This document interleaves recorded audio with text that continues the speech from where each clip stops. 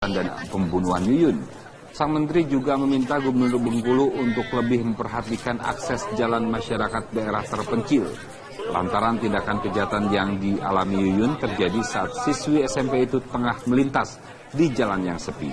Dalam kunjungannya ke rumah duka di Dusun 5 Padang Ulak Tanding, Yohana juga menyampaikan pesan Presiden Joko Widodo terkait kasus ini.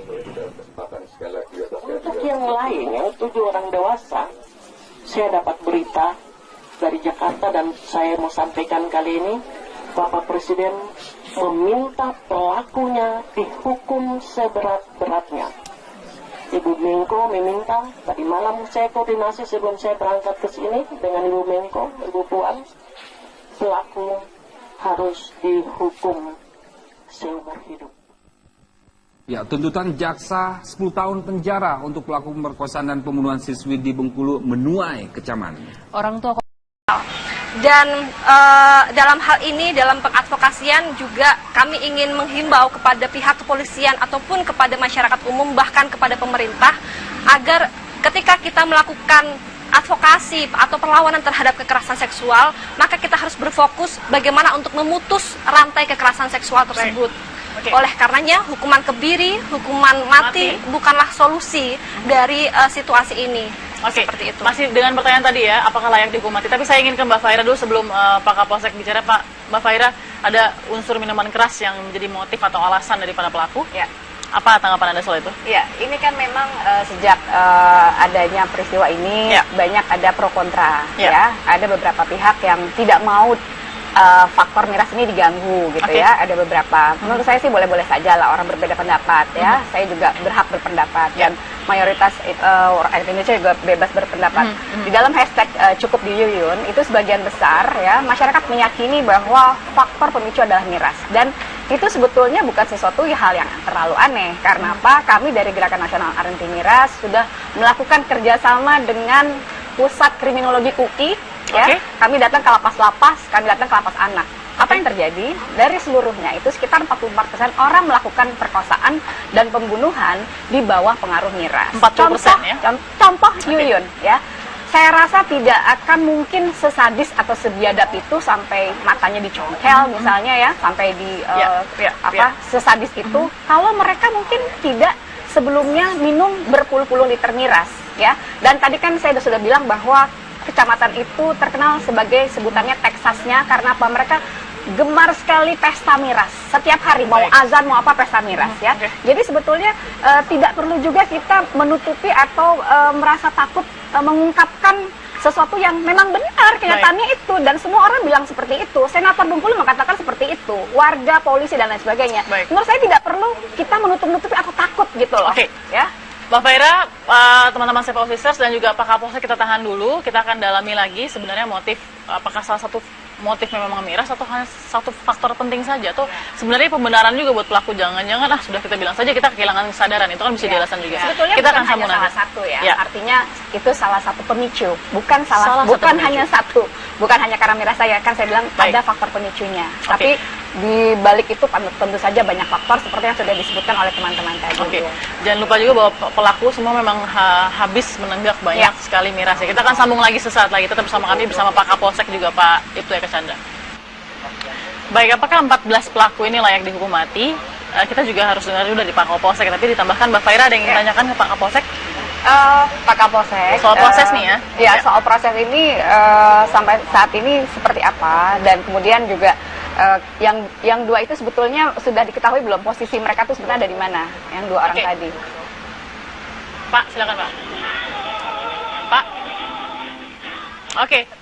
Masih terputus komunikasi, kita akan coba untuk menghubungi kembali. Saya ingin tadi juga menjelaskan bahwa di dalam perkembangan kasus ini ya, teman-teman dari Safe Officers juga dikatakan bahwa ini pelaku-pelaku ikut loh mencari korban, ikut juga kemudian beradaptasi dengan suasana yang panik, seperti mengingatkan kita kepada kasus-kasus sebelumnya begitu, yang seperti itu. Ini kan Mbak Faira punya tanggapan apa di situ? Apakah mereka melakukan ini dalam keadaan sadar atau seperti apa? Ya itu sebetulnya seperti di film-film ya, biasanya pelaku itu ada di sekitar kejadian. Baru menyadari setelah itu apa yang terjadi dan kemudian Bukan sih, menurut saya justru mereka tampil supaya mereka seolah-olah bukan pelaku. Oke. Gitu. Itu wajar. Simpel itu. Oke. Pembelaan manusia terhadap dirinya sendiri. Oke. Nah, ini tadi kita sempat berbincang juga, Pak Kapolsek sudah bersama kami, Pak. Ya, Mbak Bagus. Baik. Pak Eka, di PUT itu kasus pemerkosaan dari sepanjang 2016 ada berapa, Pak? Untuk kasus pemerkosaan yang saya tangani selama saya jadi Kapolsek itu sudah 2 kali. Oke. Sebelumnya kalau tidak salah itu bulan April 2000.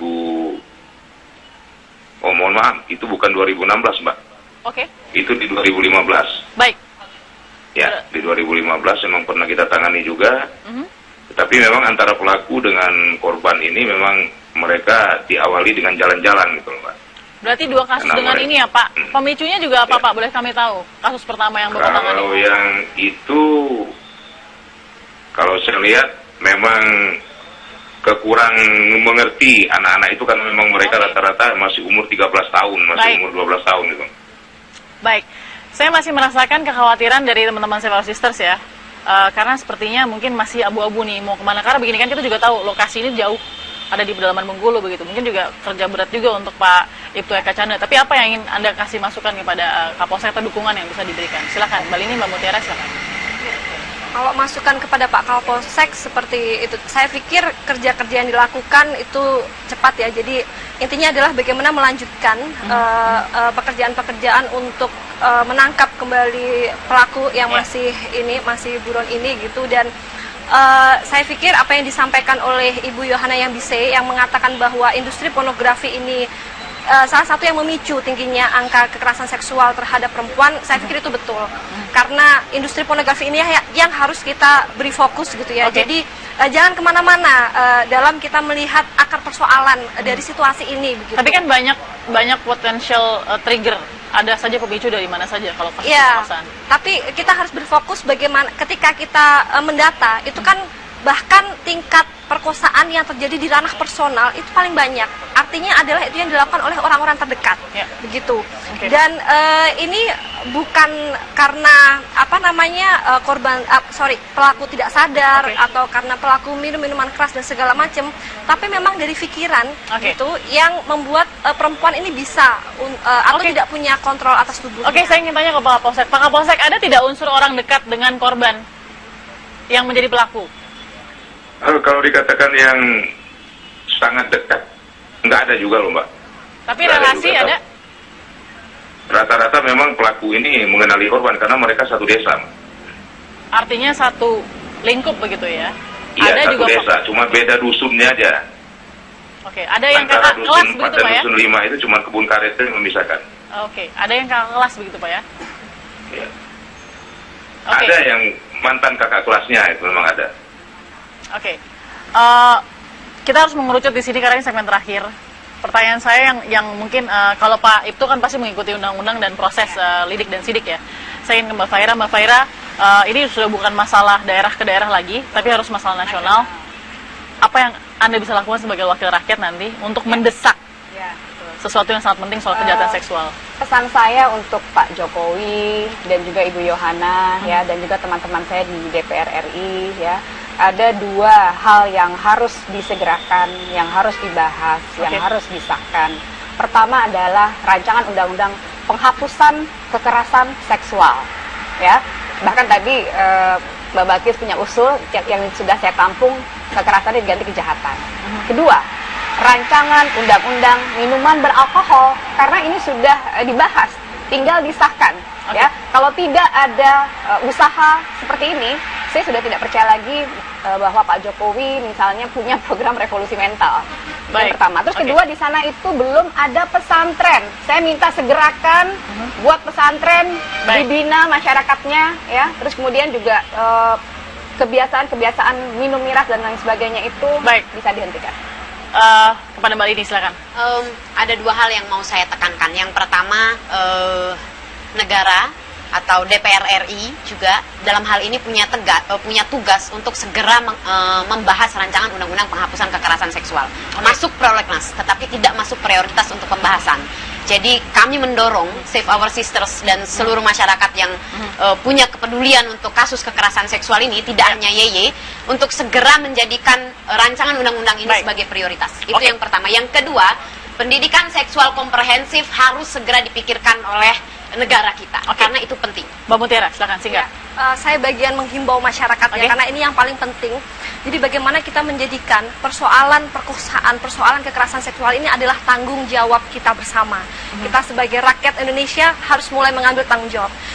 Oke, kita tuntut pemerintah, tapi kita tidak bisa menunggu dan menunda. Artinya kita harus membangun gerakan melawan kekerasan seksual sekarang juga. Baik. Terima kasih Mbak Mutiara, terima kasih juga Mbak Lini, Save Our Sisters. Mudah-mudahan gaungnya terus menyala ya, karena kita harus kawal ini selalu sampai habis. Kasusnya jangan menggantung di tengah jalan. Pak Kapolsek Ibtu Eka Chandra, kita percayakan Pak penegakan hukum. Mudah-mudahan semuanya adil ya, tidak ada yang membahayakan, lalu kemudian tidak juga tadi ada yang mengancam dan mengkhawatirkan ya untuk bagi pihak keluarga yang saat ini juga sudah geram begitu dengan kondisi ini. Pak Ibtu Eka Chandra, terima kasih sudah memberikan informasinya. Kita akan sambung lagi nanti di lain kesempatan. Mbak Faira, terima kasih pesan-pesannya ya. Kita lihat nanti Mbak seperti apa. Mudah-mudahan tidak hanya lewat begitu saja. Kita akan sambung lagi apa kabar malam setelah nyala untuk Yuyun, yang masih kita akan memperingati juga dengan menyalakan lilin untuk Yuyun.